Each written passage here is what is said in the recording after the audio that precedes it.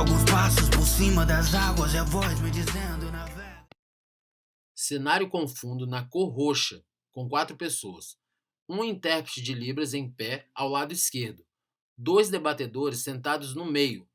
Um apresentador negro com cabelo Black Power em pé usando roupas pretas na direita. Boa tarde a todos e todas. Meu nome é Diego Cavaleiro Andante, faço parte do Movimento Cidade e hoje a gente começa a nossa aula inaugural, né, do Laboratório Imersivo Som na Tela. E nós teremos como conteúdo de início a palestra, o bate-papo sobre a narrativa cinematográfica do rap, com a presença de Guilherme Brem e César MC, essa dupla que ao longo dos últimos anos assinaram vários trabalhos juntos. Então é com muita alegria que eu recebo vocês aqui na programação do Movimento Cidade e a palavra é de vocês. Boa! Homem branco com cabelo dread e bigode, calça jeans e camisa branca, sentado no meio da tela. Pessoal, boa tarde. Eu vi pra todo mundo assim, mais ou menos. Então, pra gente começar falando, é um bate-papo na verdade, né? Eu vou olhar um pouco pra vocês, um pouco pro César. A câmera, eu vou falar mais ou menos olhando pra ela, mas eu acho que a primeira coisa importante da gente falar aqui da narrativa, acho que eu me sinto melhor em pé, tá, gente? Ele se levanta para falar. Tá tudo ok no enquadramento? Eu queria só deixar claro um pouquinho o que é narrativa e o que é narrativa cinematográfica, só pra gente traçar esses dois paralelos. Passa pra gente, por favor. Apresenta slides em um televisor do lado direito do vídeo. A narrativa... narrativa. Esses são trabalhos que eu fiz com o César, não sei se vocês já viram, né? O primeiro é Neguinho, esse aí é Navega. Mas pode passar agora pro próximo, mais um. A narrativa, ela é tudo que envolve um enredo, o tempo, o local, narrador e personagem. Tudo que ajuda a contextualizar a história.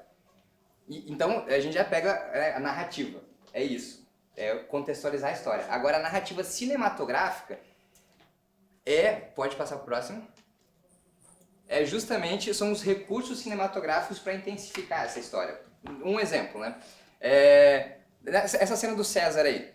A gente queria deixar que ele, assim, tá exalando poder ali, porque essa é a música da César, é de César, então a gente tem um personagem que vai até um galpão, e nesse galpão ele encontra o César, que ele é como se fosse um líder ali dentro de pessoas revolucionárias. E as pessoas estão ali, né? Então são pessoas de tudo quanto é tipo de vertentes. A gente trouxe muito o afrofuturismo como estética. E, por exemplo, para empoderar o César nesse momento, o que a gente fez? A gente viu que estava tendo uma entrada de luz muito interessante ali, e a gente jogou um pouquinho de fumaça e a gente trouxe aqueles raios ali, como se tivesse uma força emanando, vindo lá a imposição do César, o jeito que ele está posicionado no meio das pessoas, sabe? Isso tudo são os elementos que constroem essa narrativa cinematográfica. E eles dão a luz, eles dão o desenho da narrativa que a gente tinha falado antes, que é o roteiro, basicamente, a narrativa. É que a narrativa ela passa um pouco mais do que só o roteiro, porque ela trabalha um pouco com... o roteiro ele fala se é o dia de dia ou de noite, chovendo ou sol. A narrativa cinematográfica é de dia, de noite, chovendo ou sol, e aí trabalha o humor da pessoa, trabalha o jeito que ela está vestida e tudo mais. E já a cinematografia é quando a gente traz elementos visuais. Por exemplo, eu quero trazer uma atenção, a pessoa vai olhar algo muito incrível. Então imagina que eu tenho um personagem aqui, e aí algo muito incrível é esse senhor aqui, o César. Então a pessoa vira e olha para o César. Como que eu posso intensificar isso na narrativa cinematográfica? Imagina uma cena onde eu tenho aqui esse olhar da pessoa, né? Então a pessoa está olhando aqui para trás, e eu tenho uma aproximação bem forte do rosto dela, eu paro no rosto dela e ela pode fazer qualquer tipo de reação. Aliás, ela nem precisa fazer reação. Só o fato da câmera chegar e se aproximar do rosto já mostra que é algo impressionante, que é algo diferente que está acontecendo. Então, é basicamente isso que eu queria que você entendesse, que narrativa é mais ou menos o roteiro, o contexto, e a narrativa cinematográfica é a linguagem visual que é usada. Por que eu estou falando isso tudo antes da gente falar qualquer coisa sobre o videoclipe? Porque na nossa aula, na verdade a gente está E esse conteúdo que eu tô passando pra vocês, ele já é tipo como se fosse o terceiro dia. Eu tenho coisas antes que eu preciso falar pra vocês pra vocês entenderem como aplicar isso melhor e vocês estarem mais habituados com esse assunto de narrativa, porque eu vou falar muito essa palavra aqui. Vai lá. No caso de você estar fazendo um roteiro, às vezes eles já têm a ideia do movimento da câmera, do plano que você quer. Como é que você faz isso, essa separação, se coloca isso no roteiro? Sim. Cara, eu vou falar tudo isso muito detalhadamente no curso, mas sim, com certeza, na hora que você escuta a música, tem muito riserzinho na música, tipo, tem muita coisa que a música já te dá que você pensa, cara, é aquele movimento de câmera, é um chicote com a câmera, é um movimento mais rápido. Nesse caso aqui, as pessoas estão andando em volta do César, o César está no meio, só que eu não quero que as pessoas atrapalhem a minha cena com o César. Então, em vez de eu andar junto com as pessoas, que parece... Imagina, as pessoas estão andando no sentido anti-horário, né? Se eu andar no sentido anti-horário com a câmera, as pessoas vão estar praticamente paradas, porque eu vou estar acompanhando elas. Mas pensa no oposto, se eu fizer o contrário, eu já tenho as pessoas passando rápido e o César ali no meio. Então eu tenho muito mais agressividade, eu tenho muito mais intensidade. Sim, e eu pensei isso antes de filmar, né? Eu pensei isso na hora que eu estava concebendo a ideia. Esse clipe na verdade, era para ter um monte de coisa aqui. Depois a gente vai falar de expectativas e realidade, isso rola muito, tá? Tipo, a gente, né, pensa numa coisa, mas na hora de executar... E eu acho que a pior coisa que tem na produção audiovisual, gente, é que o dia só tem 24 horas. E que depois de 12 horas é hora extra. Não, mas é sério, é porque é muita coisa que você quer realizar e você, né, às vezes, quer deixar assim perfeita a cena. Tipo assim, ó, o rosto do César tá um pouco escuro aqui. Cara, liga essa aqui. Tira esse contra. Aliás, falta um contra aqui nele. Tá ligado? Então, não é uma crítica não, tá? Isso aí é só uma sugestão de o que eu faria se fosse iluminar o César aqui. Então, pensa que eu não tenho esses grids numa fábrica dessa. Então, eu tenho que pegar tudo do zero, é uma coisa que demora tempo. Mas eu vou me aprofundar nesses pontos lá. Eu vou deixar aqui um pouco a troca com o César. Vocês conhecem, né, obviamente, o César, né, gente? Eu vou deixar ele falar também um pouquinho, assim, eu acho que o legal eu quero deixar a deixa, César, pra gente começar a falar do Daia César mesmo, do projeto que a gente fez, das nossas referências, do Stormzy, principalmente, né, quando você trouxe algumas ideias. E daí, na sequência, eu vou falar uma coisa que é legal. Pode passar o próximo slide. Que é que eu quero explicar os formatos, tá? Que é o formato de master, o narrativo e o master narrativo. Mas volta ali que eu quero deixar esse amigo aqui usar um pouco o Google dele. Fala aí, homem. Da hora. Vai. Elogia o diretor aí. Fala aí. Claro, vou deixar os termos técnicos do GV, com certeza. O que eu acho mais da hora nessa troca, né, são os pontos de vista. Homem negro sentado, com roupas pretas, jaqueta sobre os ombros, cabelo trançado, preso, inicia a fala. Do qual a gente vai tentar pensar junto essa arte que é o cinema, né? Eu não sei aqui de quantos pontos de vista a gente está falando. Por exemplo, o meu ponto de vista que eu trago é do artista musical, sabe? Eu trago a música junto com a ideia da música com que eu vivi na música. Eu trago alguns insights que eu tento pensar, caramba, eu queria muito um clipe que pudesse traduzir visualmente isso que eu escrevi. Então eu trago esse ponto de vista, sabe? E aí eu levo para a realidade, com o GB, e se isso realmente se traduz. Eu imagino que aqui a gente tem esse ponto de vista também, né? Já vejo aqui alguns MCs, mas também outras pessoas que trabalham com audiovisual de uma forma mais de executar e tal. E na minha experiência, na verdade, totalmente influenciada muito pelo GB, sempre foi porque eu pensei a música muito visual, sabe? Essa sempre foi uma característica minha, assim. Tanto que tinha até uns embates, quando eu apresentava um roteiro meu pro GB. Porque eu chegava e falava, mano, seguinte, eu preciso que nesse minuto aqui um carro exploda, tá ligado? E alguém pule e apareça metralhando. Aí ele me chama pra conversa e fala, sério, então, vamos conversar. Aí eu vinha com uma outra ideia. E aí, só que ele sempre se arriscou muito comigo, né? Porque o que eu acho muito interessante até da trajetória dele é que hoje, trabalhando com o mais alto topo do mainstream, com o mais alto topo de todas as propagandas, de todos os veículos que a gente vê por aí, ele também acompanhou a cena underground como artista musical e também produzindo videoclipes. Então ele tem experiência do que é trabalhar com pouco recurso na cena underground com aquela linguagem e também utilizando bastante recurso e tendo que fazer uma entrega muito mais massiva. E na nossa realidade, pelo menos quando eu comecei, a gente tinha ali uma limitação e eu sempre trazia desafios muito grandes do ponto de vista do artista, sabe? Canção Infantil é um exemplo disso. Minha Última Letra talvez seja um melhor exemplo disso. Né? Minha Última Letra foi, porque era um roteiro bem ousado, né? E aí tinha um cara que, inclusive, tu viu que lançou a série agora Sandman, é uma série Netflix. Quem tiver tempo, não perca vendo essa série, tá? Porque é muito ruim, né? Não, é bem ruim mesmo. Por quê? Porque falta carisma do personagem, sabe? Coisas que a gente vê, por exemplo, aqui. A gente vê, tipo, sabe, uma empatia, a gente quer ver aquele cara vencer.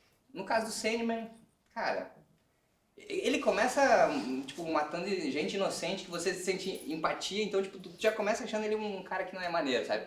Mas já dá um ranço. Mas enfim, isso à parte, eu acho que esse lance de você realizar, quando você é um cara que trabalha no audiovisual, você é um realizador, né?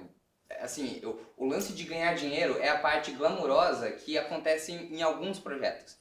Porque se você é um artista visual, cara, às vezes, é sério, R$1.000 faz muita diferença, tipo, numa direção de arte, numa cenografia, num figurino, e às vezes é uma parte do que você vai ganhar. E aí você pensa, cara, eu quero um puta trampo pro meu portfólio, ou eu quero pagar as contas, exatamente. Aí é muito tênue essa linha, porque assim, eu acho que no começo da sua carreira, vale a pena você não ganhar dinheiro. Sério mesmo, eu sei, por mais estranho que isso pareça, mas vale porque seu portfólio fica rico. E eu juro, é um sacrifício que vai fazer você ganhar muito mais dinheiro depois. Porque é difícil a gente ver coisas que não são imediatas, né? É difícil você pensar numa coisa que ela é muito importante, mas ela não é urgente. Por exemplo, fazer um portfólio. Tem até uma matriz, a gente vai falar isso no último dia lá, mas só abrindo esse parênteses aqui, César, é uma matriz chamada Matriz de Eisenhower. Eu não estava preparado para falar isso, então eu vou falar um pouco improvisado aqui, né? São 4 quadrantes, né? Das coisas importantes e urgentes, das coisas não urgentes e não importantes, das coisas urgentes e importantes, não urgentes e não importantes, não urgente e importante. Enfim, quando está escrito é mais fácil, mas a questão é que tem muita coisa que é importante e não é urgente. Por exemplo, a gente estudar, a gente aprender uma nova língua, a gente ter uma nova capacidade, uma nova habilidade. Isso é extremamente importante, mas pelo fato de não ser urgente, a gente posterga isso. E, tipo assim, eu não vou deixar de comer se eu não tiver aquela habilidade, mas daqui a 3 anos, né? Daqui a 3 anos, talvez essa habilidade faça com que meus ganhos aumentem, sabe? Faça com que eu consiga ajudar mais pessoas. Tem uma frase, enfim, do Warren Buffett, que é um cara que ele é um investidor, assim, e tal. É o maior investidor do mundo, da história. Nunca teve um cara que investiu tanto dinheiro em bolsa, essas coisas. E aí uma vez perguntaram, cara, por que você ganha tanto dinheiro, por que você não ajuda a caridade e tudo mais? Aí o cara falou assim, porque eu quero ganhar mais dinheiro para poder ajudar ainda mais lá na frente. Então é muito doido, tipo, se ele ajudasse, sei lá, com milhões ali na hora, não seria nem perto dos bilhões que ele vai conseguir ajudar quando ele falecer, sabe? Porque ele vai virar um instituto. Então assim, é um projeto que você não vê o resultado agora, sabe? Malhar, perder peso, ficar forte, sabe? São coisas que você acaba que demora, é uma constância, é performance, sabe? E o audiovisual, a gente acaba esquecendo dessa performance. Por quê? Porque a gente vai dormir muito tarde, a gente usa a nossa noite. Cara, usar a noite para dizer que é o lugar onde você é mais criativo é uma tolice. Por mais que, tipo assim, seja o modo operante de muita gente aqui, sabe? O meu sempre foi assim, mas agora que eu tenho uma filha, é impossível de conciliar, sabe? De acordar cedo e dormir tarde e ser feliz, né? Porque tem um ser feliz no meio, né? Tu tem aquele negócio de você viver, você ter experiência, né? Até tô fugindo um pouco do assunto, mas é porque é muita coisa que a gente vai falar ao longo desses dias aqui com palestras, com aula, que eu acho importante a gente ter em mente. Mas, ô Diegão, vamos passar pro próximo aqui, que eu acho que a gente pode falar, César, aí acho que a gente fala um pouco mais sobre o CD, mas o que acontece? Eu quero só deixar claro sobre os formatos de videoclipe. Cara, eu não sei se vocês já ouviram isso, mas existem apenas 35 roteiros. Não existe mais do que 35 tipos de roteiro em qualquer filme, em qualquer história, em qualquer conto, em qualquer coisa na vida. Existem 35 tipos. Ou seja, a gente tem um número muito limitado de histórias para contar. Esses 35 tipos é porque eles preveem todas as alterações e tal, do mocinho morrer, do mocinho não morrer, ordem cronológica, não cronológica. Mas pensando no videoclipe, a gente tem 3 formatos. Quero ver ele falar isso aí agora. O primeiro é o formato master. O master shot, é o formato que é o artista cantando. Então eu tenho basicamente aqui, né? Tá cantando, uma câmera ali, um monte de corte, planinho, vindo daqui, vindo dali, aí troca para outra cena, mas sem nenhuma narrativa, sem nenhuma historinha acontecendo. O outro que a gente tem é o narrativo conceitual. Eu fiz poucas vezes esse tipo de clipe porque ele não é pop, ele não vende. Ele é um clipe que é difícil, tipo assim, o grande público, sabe, extrair. Vocês já viram um negocinho, tipo, um grande violonista lá e ele tá tocando no metrô lá de Londres e ele, acho que arrecadou 15 libras, 10 libras lá, tocando uma tarde inteira. E à noite ele tocou com o mesmo violão de $300 mil num concerto onde a galera pagava 1.000 libras só pra entrar. Ou seja, onde você tá, tipo, ele trouxe ali tipo, o narrativo ele não fecha, ele é um lugar onde não é valorizado, sabe? Você, como diretor, valoriza. Eu fiz um clipe assim, eu fiz 2 clipes na real, que eles são só narrativos, que não tem gente cantando. A gente fez alguns só os visualizers, né? Pretinho e tudo mais, mas é porque hoje em dia entrou essa modalidade de visualizer, né? Vocês conhecem? Então, antigamente chamava web clip, que era aquele clipe que você tinha menos orçamento e você fazia um looping ali. Antigamente era tipo um clipe, né, que você colocava só num lugar e deixava ele rolando ali. Hoje tem os visualizers, que eles são totalmente só narrativos. Não sei se vocês viram, por exemplo, tem a música Pretinha do César. Cara, que é só o César se aproximando de uma menina com um turbantezão e tal. E aí é basicamente o César olhando pra ela e aí o tecido voa e quando vê ela não tá mais ali. Ela é tipo como se fosse a presença de Deus. Ela tem toda uma simbologia ali. Então, ele, por exemplo, é um clipe só narrativo. Então, o clipe de master é um clipe Eu Vou Envolver, da Anitta, que é só ela cantando com o cara. O clipe narrativo é o clipe que ele não tem essa master, a pessoa cantando, mas ela tem muita história, muito conceito. E o formato acho que é mais comum, ou um dos mais comuns, que é um master com narrativo. Por exemplo, eu fiz um projeto esses dias para uma artista chamada Cíntia Luz. E a Cíntia Luz, ela é casada com o Freud. Só que a música, ela tava fazendo com um cara chamado MC Zack. A música era tipo assim, eu tenho saudade de você, você é meu amor, não sei o quê. Como que eu vou pegar a Cíntia, e eu, né, conhecendo o Freud também, eu sei que ele é bem ciumento, nunca que eu posso colocar a Cíntia, que acabou de ter bebê também, além desse contexto todo, fazendo uma relação ali com o Zack. Pô, como é que eu vou fazer então, vou ilustrar essa história? Aí você tem que permear para os outros lados, que deixa a Cíntia e o Zack cantando e deixa outros personagens contando essa história. É a forma que, por acaso, foi exatamente assim que eu resolvi. Porque a gente não tira o protagonismo do personagem e a gente traz uma historinha para contextualizar. No caso deles era muita pegação, era muita pegação. Cara, não tem nada a ver com a Cíntia Luz, assim, ela é super mais certinha e tal, então não tinha a ver com ela colocar ela naquela posição. Então a gente coloca ali no máximo mais narrativo. O CD do César, ele é basicamente um master narrativo. Bota no primeiro ali pra nós, no home, pode ir pro primeiro. Esse clipe aqui, que é do Djonga, cara, ele é um clipe como se fosse um take só. Não sei se vocês... Talvez vocês não vão lembrar direito como que é o clipe, mas o clipe começa na frente de uma Kombi, aí tem um cara que passa correndo na Kombi, aí a câmera acompanha ele. A câmera tá o tempo todo dentro da Kombi. O tempo todo dentro da Kombi. O movimento de câmera desse clipe é um 360. Assim, ó, dentro da Kombi.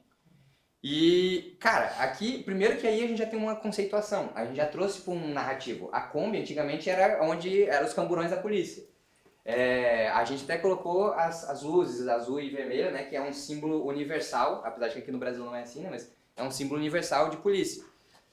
E a gente colocou, olha aquela fumaçona ali atrás, olha o cara na silhueta, sabe, porque é um cara, quem é esse cara? Era só mais um neguinho. Não importa quem é esse cara.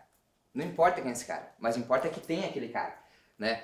E o César ali, por quê? Porque o César é um cara que tem uma luz nele ali, e é um cara que é o porta-voz, é um cara que, digamos, ele não tá alheio né, a qualquer coisa que a sociedade pode impor contra ele, mas ele tá numa posição de locutor, ele tá numa posição de uma pessoa que tá em destaque. Então a luz nele ali e o outro cara silhuetado, ele é muito para trazer o César como esse elemento catalisador de mudança, sabe? É um elemento assim não o catalisador da mudança, mas o cara que fala com raiva, sabe? O cara que é bem a estética do César, né, cara? Apesar de com essa cara de bom moço aí. E aí passa pro próximo ali. Aí o outro era navega. Cara, navega, eu fui mais literal possível. Cara, navega só por si só já é muito metafórico. O que é navegar? Tudo é navegar, tá ligado? Até navegar pela internet, sabe? Tudo. A gente consegue abstrair e transformar. Se eu quisesse fazer esse clipe aqui mais tecnológico, talvez eu fizesse um lance desse aqui, mas aí ele tava num metaverso e o cara tá na internet. Se eu quisesse, entendeu? Então é tudo uma questão também da cinematografia para contextualizar. Aí põe no próximo aí, aí o outro é o... Não, aí pode pôr mais um? Se eu sair de quadro, então... Põe mais um?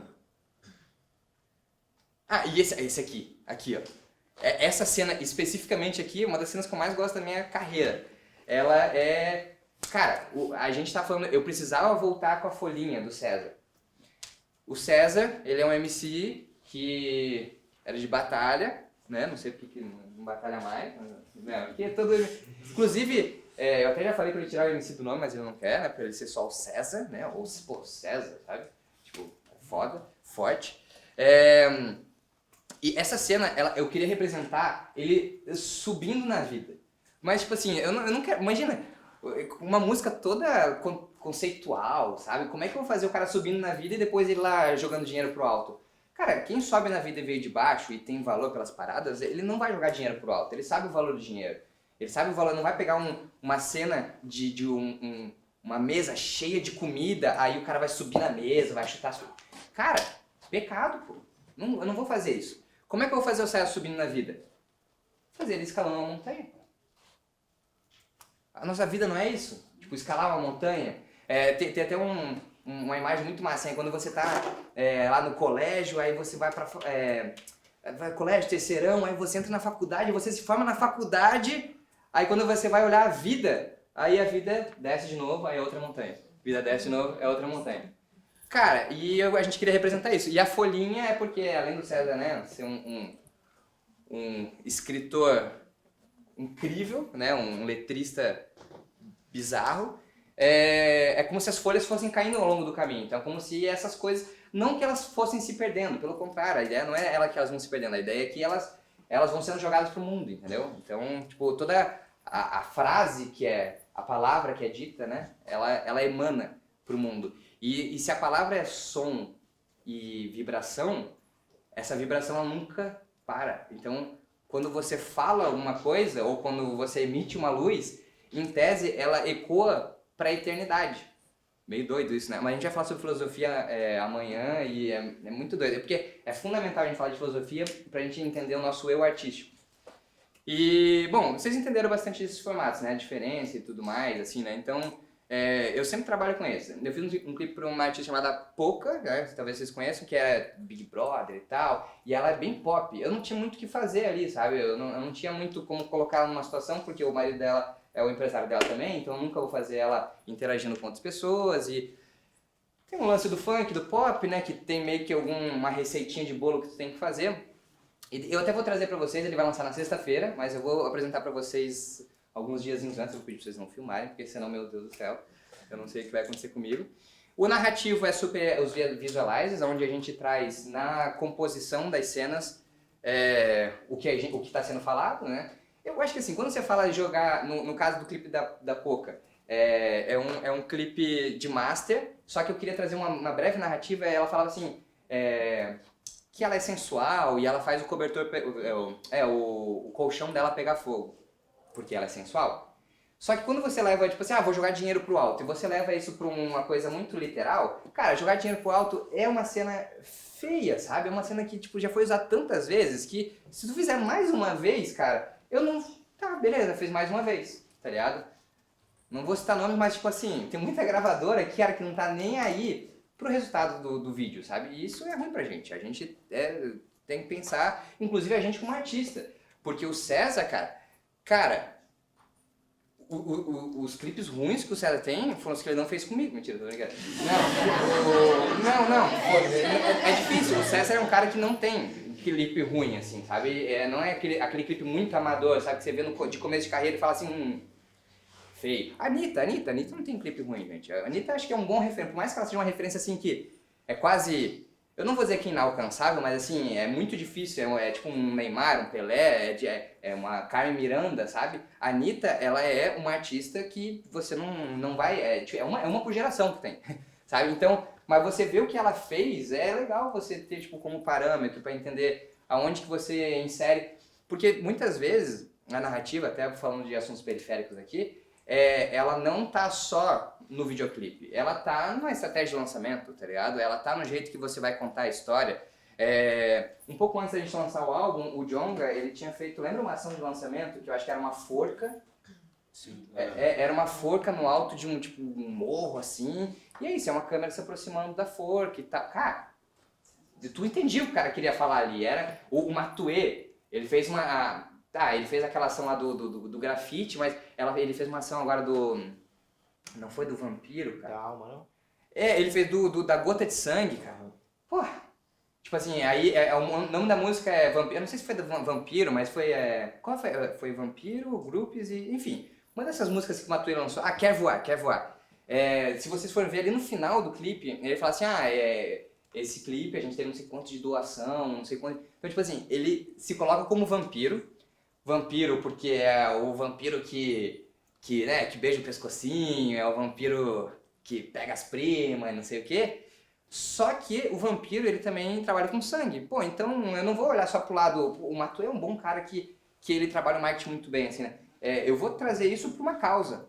Inclusive, causa, eu acho que é a palavra-chave pra todo mundo aqui, sabe? Pra tanto artistas quanto pra diretores e uma coisa importante, galera, aqui eu não tô formando necessariamente diretores ou produtores audiovisuais aqui. Eu quero que, assim, quem quiser trabalhar com cenografia, com figurino, com música, com qualquer uma dessas áreas artísticas, eu acho que vai ser muito válido isso tudo aqui. Primeiro de tudo que, cara, não existe mais nada sem vídeo, né? Não existe mais um infoproduto sem vídeo, não existe mais nada. Então, cara, é a profissão que tem muitas brechas pra gente.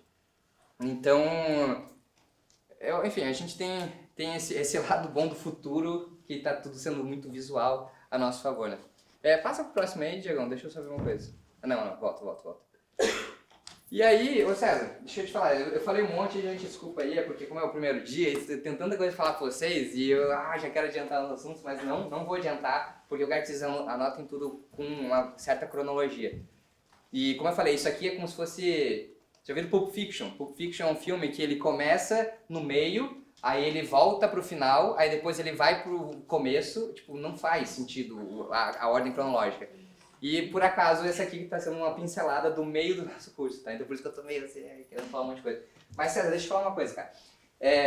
No Canção Infantil, tu lembra que você tava em cima do palco e a gente teve que fazer um efeito especial no palco. Que a gente teve que comprar 2 camisetas. E a gente começou a fazer o César sangrar em cima do palco. Vocês chegaram a ver isso? Vocês lembram disso? Então, esse lance, cara, é muito visual e assim, cara, eu acho que assim, tudo bem que tem o coral, tem a menininha no final que vem e toca ali, olha ali, todo mundo tá contigo, mas ele cantar e sangrar, cara, isso é uma narrativa muito cinematográfica e visual. Cinematográfica, entenda como grafismo, não de cinema, mas de algo gráfico que te diga alguma coisa.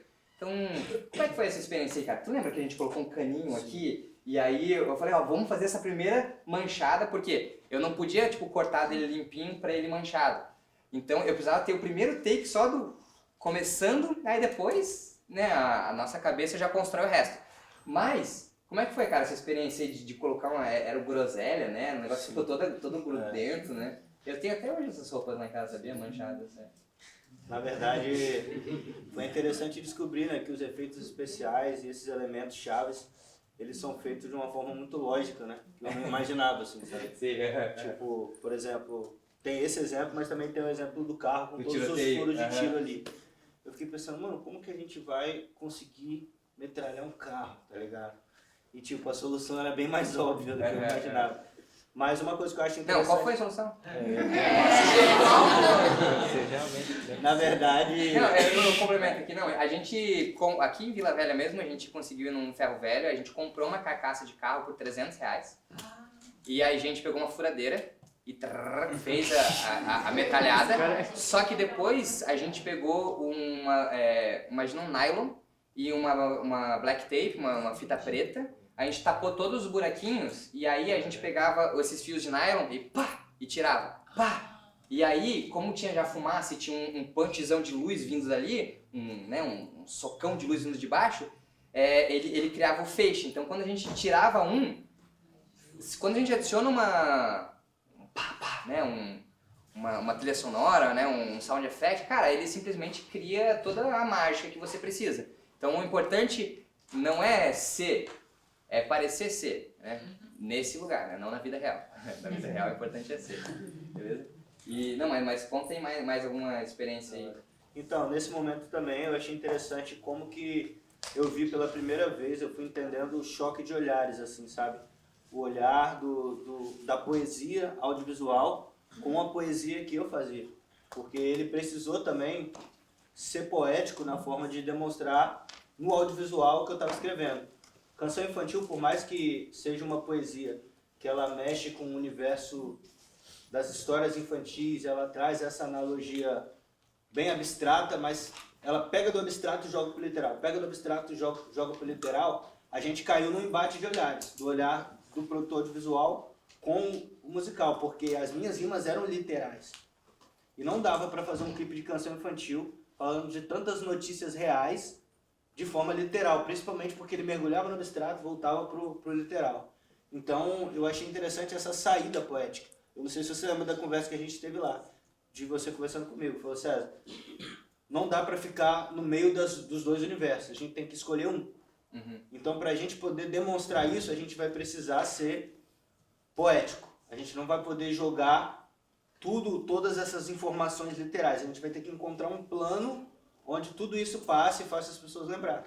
E a gente começa a falar da aflição poética ali do sangue. Eu tô cantando algo que está machucando. Então tá, a gente não vai expor todos esses acontecimentos. A gente vai tentar colocar um elemento que faça as pessoas entenderem o quanto dói falar sobre isso. E aí a gente escolheu 2 ambientes, a escola e o teatro. E aí os elementos que lembram cada um dos noticiários em que aconteceram tragédias né? que são colocadas nas frases ali, foram coisas que te fazem lembrar sobre elas num outro mundo. Então a gente, vamos ficar com o lúdico, em vez de ficar com o literal, vamos ficar dentro do lúdico, que a gente vai conseguir ser mais exato até pro literal. Então essa foi uma saída, porque eu vim com um roteiro que eu podia jogar aqui, ó. Então nessa parte você metralha, nessa parte acontece isso, nessa parte explode, e a gente precisou escolher um mundo para poder traduzir tudo. Então achei, na minha experiência como artista, tentando aprender um pouco sobre esse mundo audiovisual, que sempre me atraiu muito, eu achei interessante o choque, né, dos dois olhares, assim, como é que a gente se encontrou nessa parada. Isso é legal mesmo. No audiovisual a gente brinca bastante, que existem sempre 3 roteiros pro mesmo projeto. Um é na hora que tu escreve o roteiro, outro é na hora que você grava o roteiro, outro é na hora que você edita. É como se fosse 3 momentos diferentes, sabe? Porque, claro que quando você tem uma produção, por exemplo, do Alaska, cara, conheçam essa produtora, que chama Alaska. Eles fizeram um clipe da Duda Beat, só um pouquinho, que é um clipe... O modo turbo da Luísa Sons, a Anitta. Cara, é trampo assim que a Anitta não gostou de um clipe perfeito que eles fizeram, que foi o modo turbo, Luísa Sons, a Pablo Vittar e a Anitta. Por quê? Porque eles fizeram um roteiro, um storyboard, e eles entregaram exatamente o que eles planejaram, sem tirar nem colocar um fio de cabelo. Isso é uma excelência muito grande. Eu não tenho essa excelência. Eu não tenho essa excelência. Quando você trabalha com outro, a gente vai falar sobre isso. Com publicidade, você tem que, na Coca-Cola, você tem que ter o Pantone da Coca-Cola na camisa da pessoa. Propaganda do Itaú. Cara, você vê sem ver nenhuma logo. Você sabe que é propaganda do Itaú. O cara tá com uma camisa laranja. Óbvio que é propaganda do Itaú. Aqui atrás tem um abajur laranja, é do Itaú, sabe? Ou um roxo, é da Vivo, sabe? A cor, ela já te ajuda a falar o que é sem você mostrar nada. Isso também faz parte da narrativa, inclusive, gente, tá? A gente vai falar lá na teoria da cor, um pouco como as cores, elas representam muita coisa. Por exemplo, vocês sabiam que roxo e verde, ele estimula a criatividade? Olha esse ambiente que a gente tá. Eu acho que não sei se foi pensado isso, mas por acaso é assim, sabe? E a gente vai falar do vermelho. O vermelho ele pode representar amor, pode representar sangue, mas pode representar violência, guerra. A cor, ela fala muita coisa. E quando ela é complementar de outra cor, tipo o verde é complementar do roxo aqui, ela meio que reforça, né? Então a gente ter um vermelho e um rosa reforça mais que é sobre amor do que a gente ter, sei lá, um vermelho e uma outra cor mais pesada. Eu fiz um clipe de terror esse tempo atrás que eu usei o vermelho e o verde, que juntos são cores que são meio feias, assim, se tu colocar uma do lado da outra.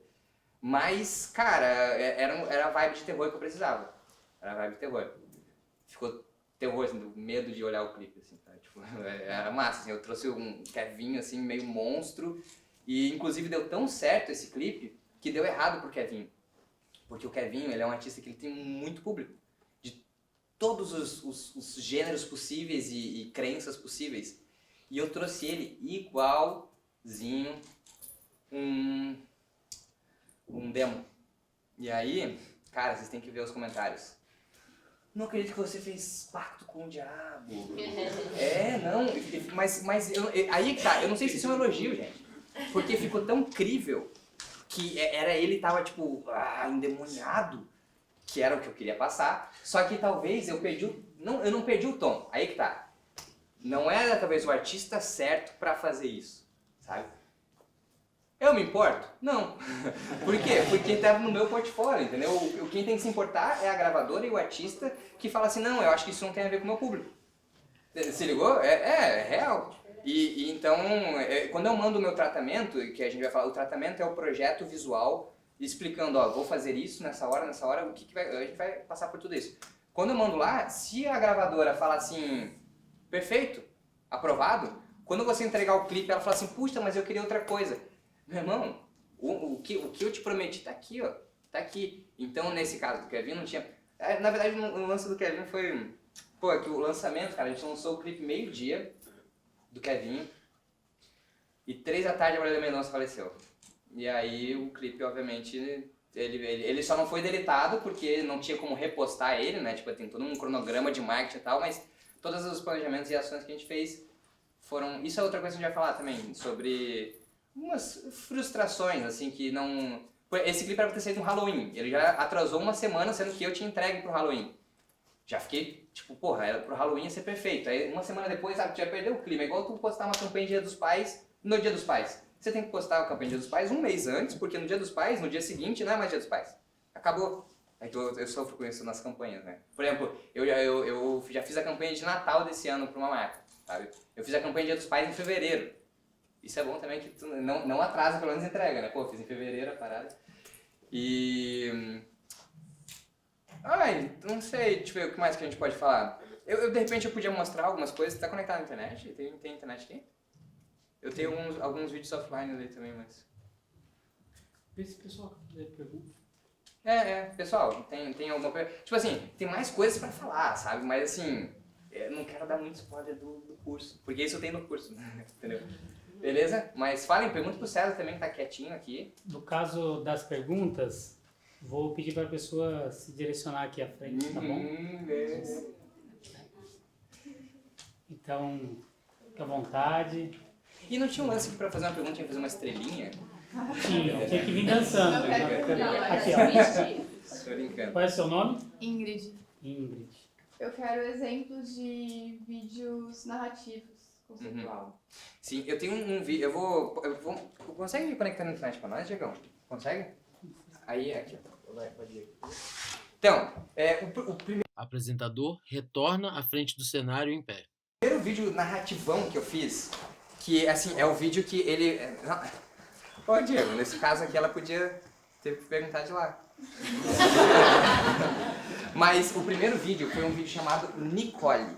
Ele é uma música que é de um artista chamado Choice. É um artista que ele parou no tempo, não sei porquê. mas ele tava vindo assim muito pegado, a gente tava fazendo muito, eu tava conceituando a carreira inteira dele, inclusive a gente vai falar sobre conceituar carreiras, que eu acredito que é tipo um trampo que eu faço com o César, sabe? Porque como, cara, quantos clipes você não fez comigo? Sei lá, 3, 4, 5, e quantos a gente fez junto? 20, sei lá, tipo isso, sabe? A gente fez muitos clipes, a gente fez clipe na Europa, a gente fez clipe, porra, né? A gente fez clipe em Portugal, em Paris, no Uruguai, não, a gente fez, porra, a gente ficou junto no Uruguai, a gente dormiu no mesmo quarto, gente. Foi uma conexão, mas foi falar que a gente começou a ficar mais brother.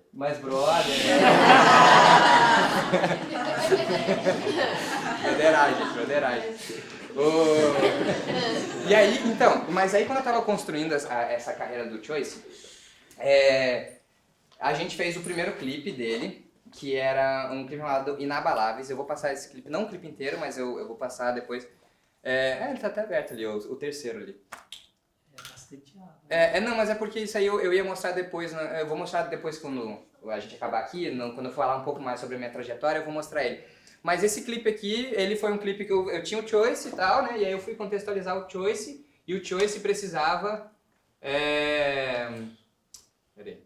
O Choice precisava... eu não vou lembrar aqui agora. Enfim, o Choice, ele vinha da batalha.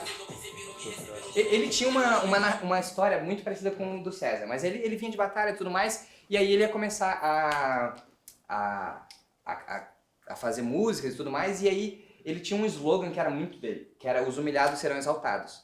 Cara, eu simplesmente peguei isso aí e assim, escrachei de tudo quanto é forma, esses humilhados serão exaltados. E o começo foi, o BK tava muito em alta, ele tinha lançado o Castelos e Ruínas, acho que fazia mais ou menos um ano, menos. Então assim, o BK era a referência da cena na época. Tipo assim, caraca, quem era... Só um fato interessante sobre o BK, eu era rapper, né? Eu tive minha época. E o BK, ele já filmou show meu, tá ligado? Porque ele era o videomaker do Start, que era aquela banda do D2 e tal. Então, sabia disso? Aí o BK, ele fez um vídeo do negócio e depois a gente trocou de posição, né? Ele foi pra música e eu fui pro audiovisual. E ele ficou rico, né? Eu não. E aí, o Choice precisava, digamos, uma bênção pra ele entrar no mercado. Aí, o que eu fiz? Bota aí rapidinho. Eu vou voltar nesse clipe depois, gente, mas só pra explicar aqui o contexto do Choice. Na verdade, eu falo isso depois. O contexto do Choice era o seguinte, a gente tinha esse primeiro clipe, e o primeiro clipe era pra mostrar Choice está chegando no mercado e ele tá junto com pessoas fodas, tipo o BK no caso. Era o BK ali, então o que acontece? O Choice bate, tem um acidente de carro e ele morre. E quando ele morre, ele vai pra um lugar, tipo um paraíso, onde o BK tá como um deus africano, um deus assim, com duas minas negras do lado dele e assim bem empoderadas e tal. Então a ideia era fazer como se fosse um paraíso, tipo, como se fosse, a África mesmo, a referência era a África, sabe? Era super África. E aí, ok, então o César morreu. Aí pro segundo clipe dele... eu queria fazer uma coisa com o César. Não, aí o segundo clipe dele... ele tava morto. Porque eu queria criar uma narrativa pra carreira dele. E então, ele não podia cantar. Aí eu dando um exemplo do clipe. Então, aí o César não podia cantar nesse clipe porque... Puta, cara. Claro, César, porque o César tá aqui. Mas o Choice, ele não poderia cantar, porque em tese, segundo o que eu tinha escrito pra carreira dele, é que ele estaria morto. E então lançou-se o clipe Nicole. Esse clipe Nicole, o César não canta nesse clipe. Meu Deus, cara. É porque, eu vou ser bem sério com vocês, porque é o seguinte, o César tem uma trajetória parecida com a do Choice, ele entrou na Pineapple, tá? Ele trabalhou comigo também o tempo todo pra conceitualizar a carreira dele. Cara, César e Choice é quase a mesma pessoa, gente, tá? Só que o César é mais legal, tá? Muito mais legal. Não, mas eu digo por causa do background. E tá, deixa eu ir direto ao assunto. É porque Nicole é um clipe onde a gente chamou um cara que ele nunca tinha atuado na vida, e hoje ele é um dos maiores artistas do Brasil, que é o Xamã, pra contextualizar um toxic love, um amor tóxico, que tinha a ver com a música. E no meio disso tudo eu coloquei o César. Então não tem, né, esse é que eu queria mostrar um exemplo de clipe. Posso mostrar quando depois? porque agora vai ser ruim de, como a gente tá gravando, de mostrar a TV. Mas é um clipe que o César, o Choice não canta, só o Xamã atua. O Xamã, a parte dele é uma poesia no final do clipe. E cara, é só ação, é o clipe inteiro. São 86 actings diferentes que eu fiz, ou 84, sei lá, mas enfim, eram mais de 80 actings, ou seja, ações, jogando videogame, fumando cigarro, filmando ela, bebendo uísque. Cara, eu fiz 86 coisas diferentes pra poder, em 6 minutos, não ter a cena repetida, sabe? E aí a ideia é eu traduzir a música inteira, só que só em sensações. E aí a sensação era... Eu vou passar esse clipe depois aqui pra vocês verem. É um clipe 100% sem master shot. O artista principal, o Choice, ele aparece só no céu e em uma fração de segundos, como se fosse uma ilusão da cabeça do Xamã. Então, como é que você faz um clipe para um artista que está começando, só que tu não mostra esse cara, e tu mostra um outro cara, tanto é que a galera acha que essa música é do Xamã. Mas faz sentido isso? Faria, se eu não tivesse saído da Pineapple. Por quê? Porque ele iria cair como um meteoro do céu. Ele cairia como um meteoro do céu e ele chegaria aqui como o grande César, o grande Choice. Né? O grande... ele imagina, então, é o cara que ele morreu, ele foi pro paraíso, lá, aí a gente contextualiza um pouco o Xamã e tudo mais, para mostrar que eles eram próximos e tal, e o Xamã também é uma validação pro Choice, né? Porque pensa, tu ter de novo um background, você tinha um BK, agora você tem um Xamã. E a ideia é que os outros clipes eram ele ressuscitando e aí começar a doideira toda. Aí a gente fez então a gente fez 3 clipes. Aí esse clipe aqui, que era o clipe que ele ressuscitava, que a gente não fez, porque ele saiu da Pineapple na época. Então a gente fez o Inabaláveis, que é esse aí que ele morre. O segundo, o Choice tá morto e não tem master shot. E o terceiro chamava Presidente Mortos, que era ele com Coruja, não sei se vocês sabem quem é o Coruja. E aí era mais, já estabilizado, ele já tava famoso. Então o clipe começa com ele saindo tipo, de um show com um monte de gente tirando foto dele. Então a ideia era mais ou menos essa. É porque eu fugi um pouco da pergunta, mas é porque ela perguntou, né, um clipe conceitual. Eu vou mostrar depois Nicole e eu vou mostrar Pretinha, que a gente fez também, que são 2 clipes que não tem ninguém abrindo a boca pra falar nada, mas ele fala tudo que a música mostra. Tipo, é tão visual e atraente quanto um master shot de um artista cantando. Mas é basicamente isso. Eu enrolei um pouco, gente, mas é porque tem muita coisa que eu quero passar pra vocês. Inclusive, eu até falei, Diego, acho que alguns dias eu vou passar do horário. Aí ele falou assim, pô, cara, você não pode. Então, gente, eu tenho que falar rápido, tá? E se vocês tiverem alguma dúvida, falem comigo, tá? Podem falar comigo, podem... E eu, né, aqui dentro temos um horário, mas depois a gente também pode tirar dúvidas e tal, sabe? Porque fora é outra vida. E, gente, tiverem alguma dúvida, alguma pergunta e tudo mais, podem falar. O César quer responder algumas coisas. Tem queijo? Não, mas pode ficar em pé aqui, né? Jovem negro de cabelo black power, bermuda azul, camisa preta e chinelos se posiciona ao lado do apresentador. Eu queria perguntar especificamente sobre o final de Canção Infantil. Queria saber se o César sabia que a menina ia encostar nele, todo mundo ia fazer aquilo. Queria perguntar como você conseguiu botar tanto sentimento ali, que acho que ali é onde mais arrepia, no caso do clipe. Como você conseguiu, de certa forma, passar tanto sentimento com uma cena tão simples, no caso. Sabe que a comida da mãe e da avó, ela é muito gostosa, né, cara? Porque ela tem um toque que a comida de restaurante não tem. É o amor. É o amor. Eu acho que é tipo isso, sabe? Você ver... Aquela cena não tá... Mulher jovem com calça jeans, casaco verde escuro e cabelo curto roxo atravessa o cenário segurando o papel na mão e se posiciona ao lado do apresentador. É porque depois de tantos anos o clipe parece que aquela cena estava escrita, mas eu acho que aquela cena não estava escrita, né? Eu ia me perguntar isso agora. Ela não estava escrita, mas eu sentia que faltava uma virada final, porque o clipe ele é dividido em atos, né? A gente vai depois passar sobre isso. O primeiro ato, o segundo... Tudo é dividido em atos, né? O primeiro ato é a apresentação do personagem, contextualização, o César entrando no palco. O segundo ato é o desenvolvimento, é onde a gente tem ele e a Cristal ali na sala de aula e ele no master shot em cima do palco e tal. E o terceiro ato, ou o clímax, ou o ápice, era um ponto de virada. E eu não tinha ele. Eu não tinha o César só caído no chão, não era só... Por quê? Porque aquilo não me dava esperança. Eu precisava de uma esperança. E quem é a esperança? É criança. E aí, e a canção infantil era para crianças, né?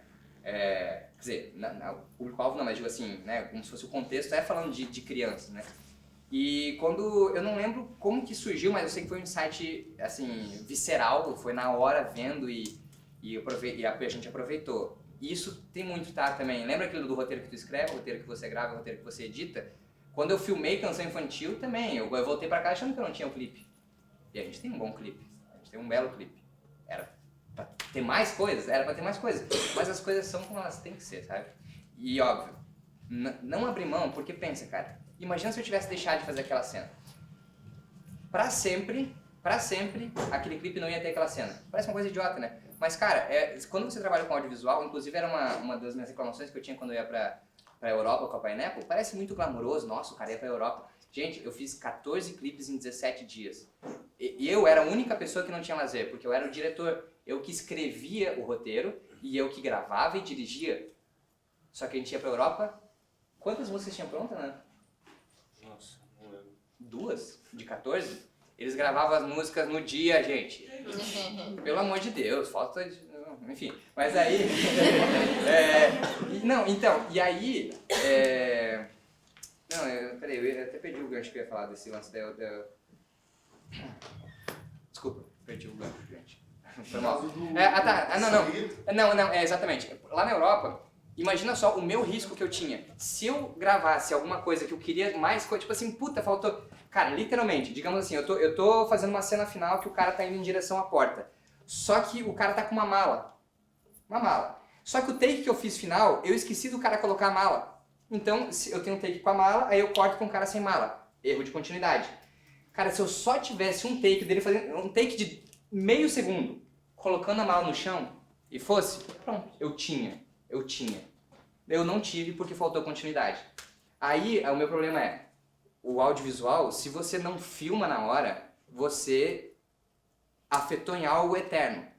Você afetou em algo que vai ser reproduzido 1 milhão de vezes no futuro, com ou sem aquilo que você deixou de fazer. Por isso que às vezes eu até estouro um pouco a hora extra, porque pra mim tem uma cena que não podia faltar. E eu sei que, tipo assim, hoje todo mundo vai ficar puto comigo por causa daquela hora extra. Mas, gente, cara, eu precisava daquela cena. E aí tem um lance de você gostar da sua profissão pra você, tipo assim, ter aquele tesão e falar assim, cara, eu preciso dessa cena, sabe? Outra dica boa é nunca faça uma cena inicial por último. Porque os artistas sempre estão de saco cheio, assim, e tal. E aí, tu tem a cena inicial do clipe, o artista assim, pô, é horrível. Mas isso a gente fala depois. E aí, fale-me mais. Eu queria perguntar ao César, de onde que vem a inspiração dele antes de gravar, antes de escrever alguma poesia, e como que vem essa ideia, né? Como que é a construção, o planejamento, até a finalização do projeto. Mas para você, como que é ver o projeto virar a realidade? O que você sente durante essa construção toda, durante o planejamento, e de onde que vem essa ideia, né?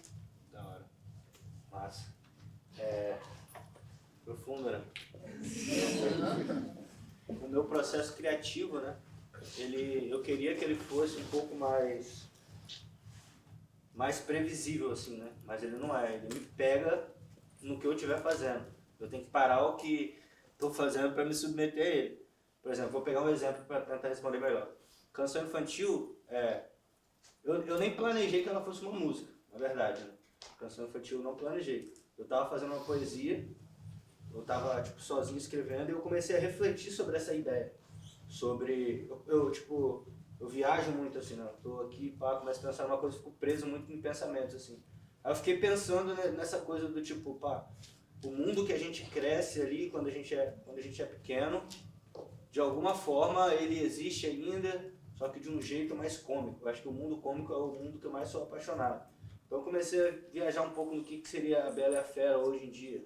O que seria a história dos porquinhos, da Rapunzel e tal, e como que uma criança que cresce entendendo o mundo como uma fantasia sutilmente ela vai amadurecendo e vendo coisas muito mais assustadoras na realidade dela. E é uma música igual o GB falou, né? A gente usa a criança para falar com o adulto, tá ligado? Sobre coisas sérias. E eu tive esse gatilho de pensamento, era como se eu fosse escrever um texto para mim mesmo, assim, sabe? E aí eu fui desenvolvendo a ideia e tal, e aí comecei a pensar sobre isso e deixar os versos anotados. Só que aí apareceu o slam, que é o campeonato de poesia falada, né, que a gente vê pelas ruas e tal. E quando eu fui para participar de uma competição do slam mesmo e tal, a gente tinha feito algumas nas ruas, quando eu fui mesmo, eu não tinha todas as poesias. Mas eu lembrava que canção infantil era uma boa ideia. Eu queria muito fazer dela uma poesia. Aí o que eu fiz? Naquele momento ali, eu tentei pegar os versos que eu já tinha e finalizar com freestyle. Então, canção infantil surge Em Vila Velha, né, Diego? Mais ou menos. na Barra do Jucu, exatamente quando eu estava tentando pegar aqueles versos e transformar numa poesia ali. Então, 95% de canção infantil foi feito ali, depois eu fui só ajeitando. E esse foi o meu processo criativo, que eu poderia resumir em vivência, né? Logo depois teve 2 desafios, que é o desafio de fazer isso virar uma música e o desafio de virar, de ser traduzido também pelo mundo visual. E aí foram desafios muito difíceis, porque, por exemplo, para poder fazer virar uma música, eu não queria que fosse, que estragasse nada do teor poético. Eu queria que fosse 100% poesia também. E não me importava se ia quebrar a estética comercial do que uma música pede. Então eu queria saber, se eu precisasse desligar o beat, começar a falar até gritar, eu faria. Foi o que eu fiz. Não queria tirar a performance poética da coisa, ainda que fosse uma música. E nos desafios audiovisuais que a gente já comentou um pouco, né, teve toda essa ideia de escolher um mundo para traduzir tantas coisas literais. E, resumidamente, o que eu poderia concluir de tudo isso é que o meu processo visual, o meu processo criativo, tanto de planejamento, tanto de criação, ele sempre surge quando eu estou fazendo qualquer coisa menos rap. Sempre, tá ligado? E eu não me permito não deixar ele tomar conta, porque eu não sei se ele volta. Não sei se os insights voltam, tá ligado? Já teve ideia que nunca mais voltou. Então, assim, eu tento sistematizar a coisa, mas é muito incontrolável, assim, sabe? Quando eu me esforço para escrever, não se compara quando a escrita me pega fazendo uma outra coisa. E, respondendo a última pergunta, né?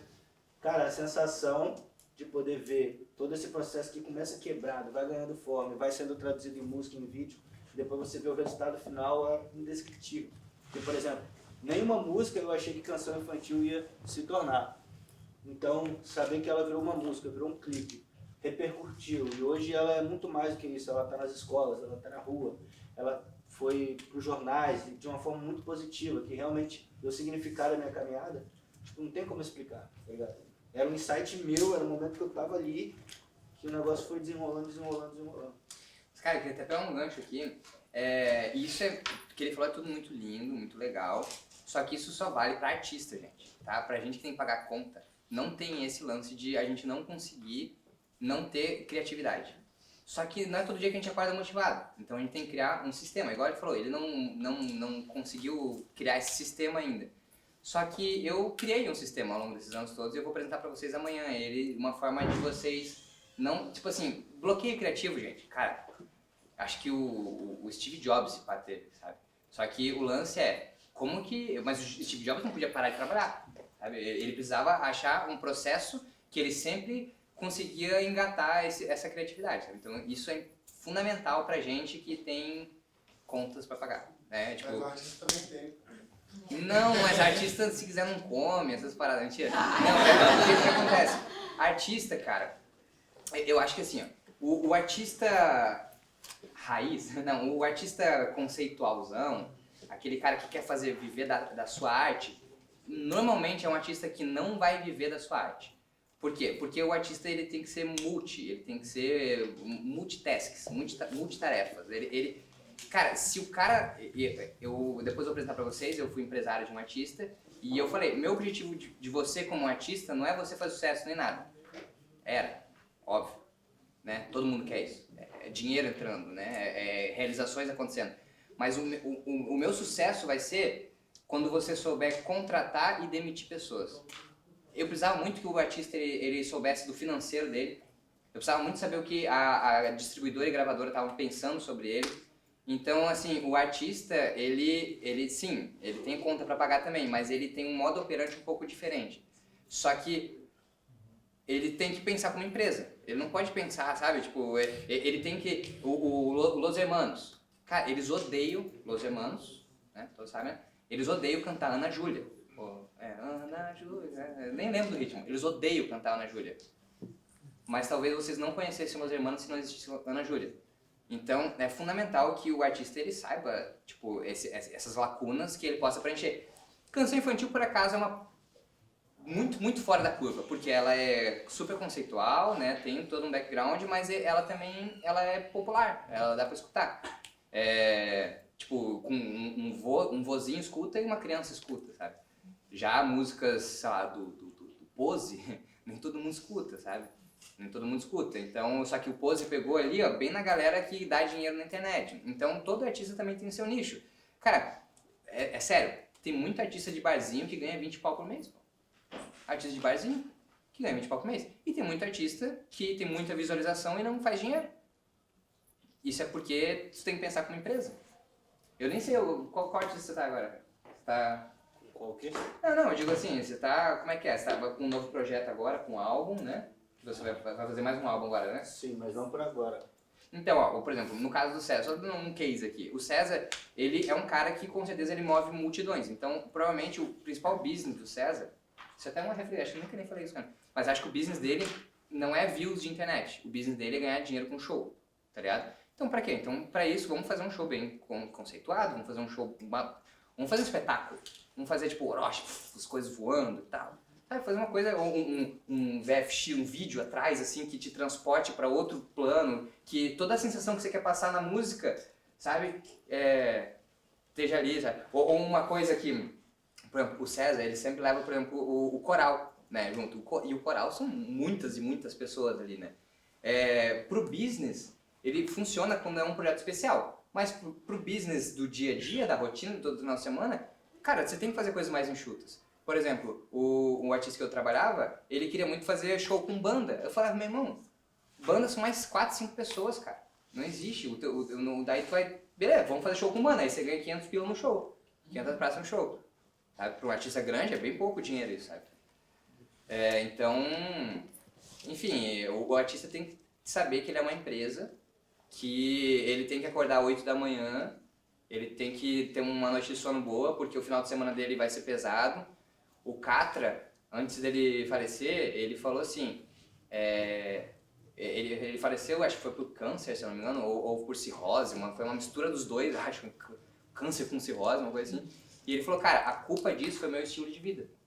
Foi meu estilo de vida. Então, cara, você vê hoje em dia, a moda do artista não é mais ser aquele cara doidão, drogadão e tal, roqueiro, roqueiro, eu falei porque, né, a gente pensa nos roqueiros assim, né, no Ozzy Osbourne, cara, pegando morcego e comendo, não. Cara, hoje em dia, olha o que o Freud fez, o Djonga fez, os caras tão... O César, bombadão. Mas sério, são pessoas que olham pra qualidade de vida.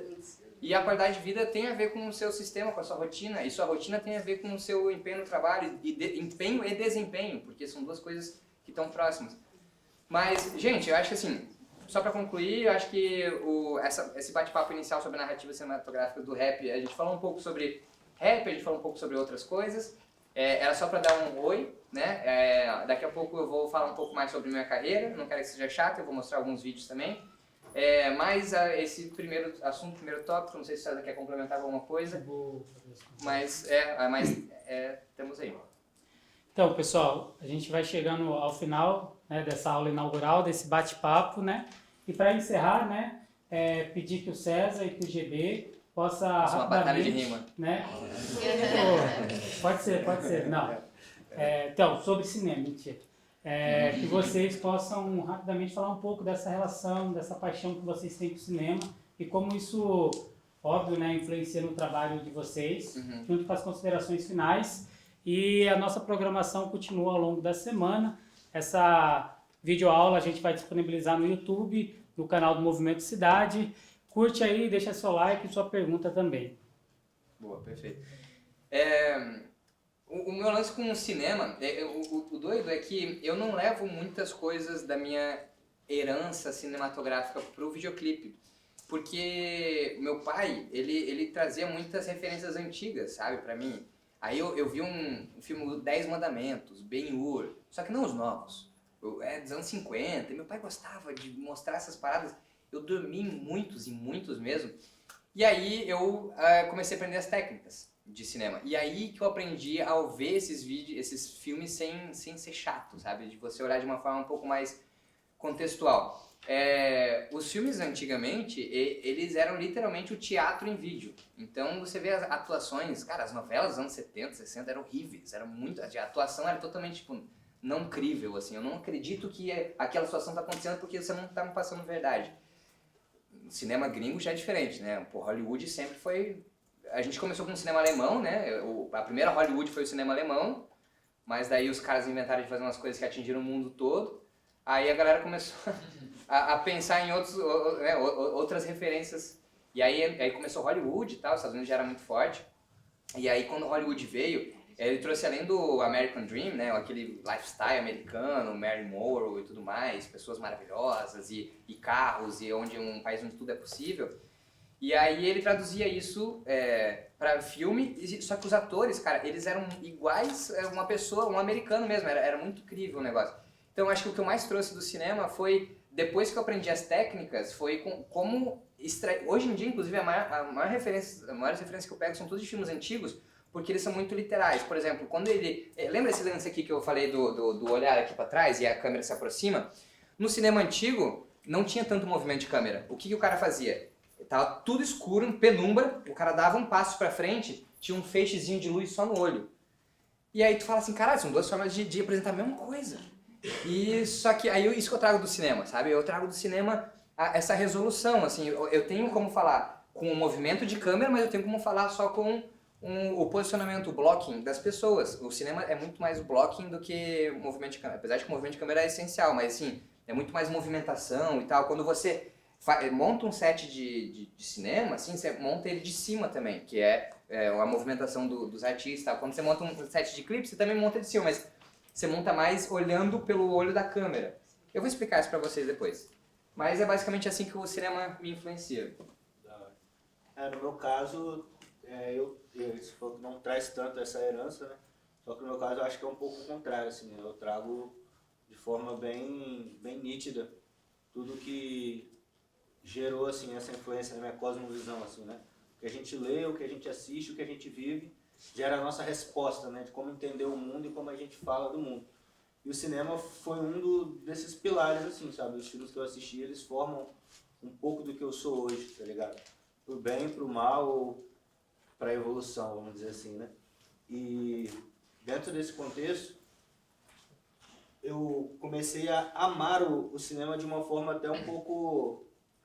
Sabe como alguém é fã de música? Não pretende fazer música, pá. Eu sou assim com o mundo do cinema, né? Tipo, até pretendo trabalhar com isso de alguma forma, mas eu me coloco nesse lugar de fã, de admirador dos projetos, dos bastidores. O amador, muito isso. O amador, na verdade, é uma pessoa que ama fazer alguma coisa, mas não é profissional.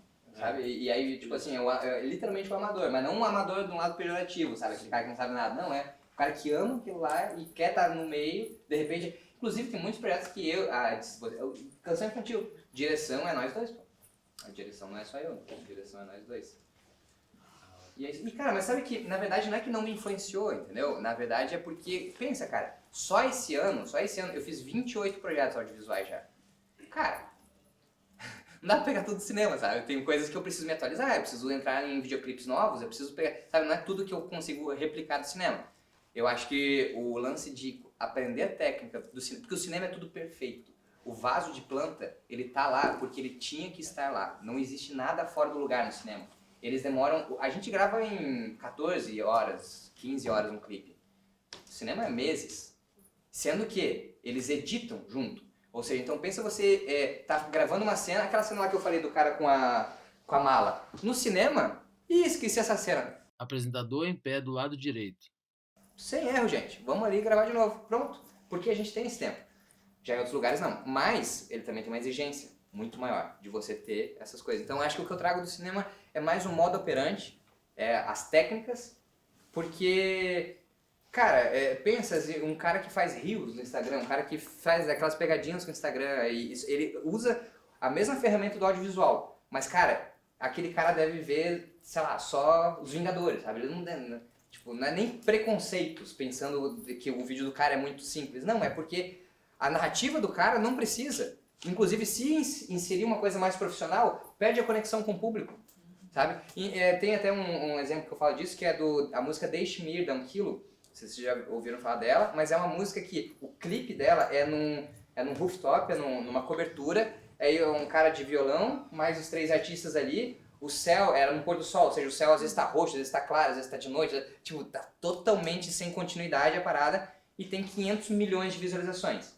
Aí eu te pergunto, é porque a música era muito boa? Tá, ok, uma música fora da curva e tal, uma em 1 milhão que acontece isso, mas na minha percepção, é porque eu trabalhei muito com aquilo também, eu achava que aquele jeito, de qualquer jeito que eles fizeram, gerava uma identificação com pessoas que não são superprodutores, são pessoas que estão precisando, estão querendo, almejam um sucesso, e você vê que é exatamente esse termo que eu falava, quero só ver como ele vai fazer. É um ídolo alcançável. Quando você se transforma num ídolo alcançável, tipo esse cara aqui, você inspira muita gente. É muito mais do que você é um Brad Pitt. Eu não, sabe, tipo, quando você vai estudar atuação e tal, é difícil pensar, pô, eu quero ser um Johnny Depp, um Brad Pitt. Claro, é massa você pensar alto, mas eu acho que é legal você pensar, pô, eu quero ser um coadjuvante da Malhação primeiro, sabe? Depois eu quero pegar ali uma novela das 8, pra depois pegar uma novela das 9, não protagonista, mas ali do lado. E essa é a tua caminhada, essa é a tua escalada, né?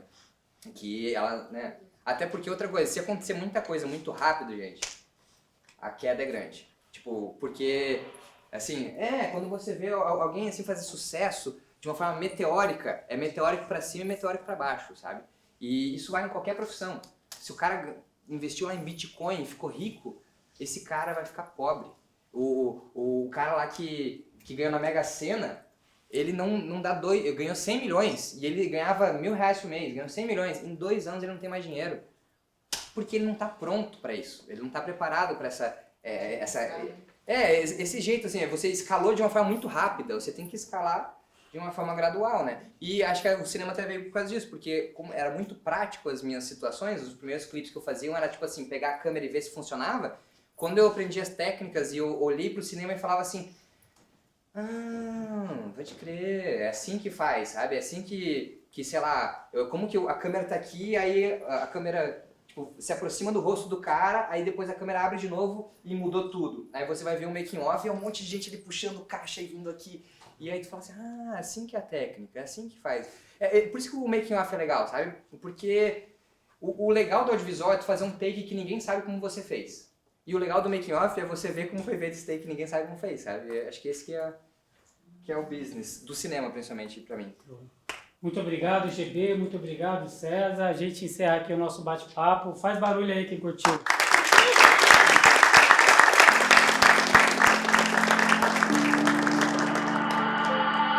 Eu vejo alguns passos por cima das águas e a voz me dizendo navega. O mar furioso me diz o oposto, mas sei que essa voz nunca erra. Peguei minhas coisas pra sumir do mundo, mas vi que aqui nada se leva. A morte tá sempre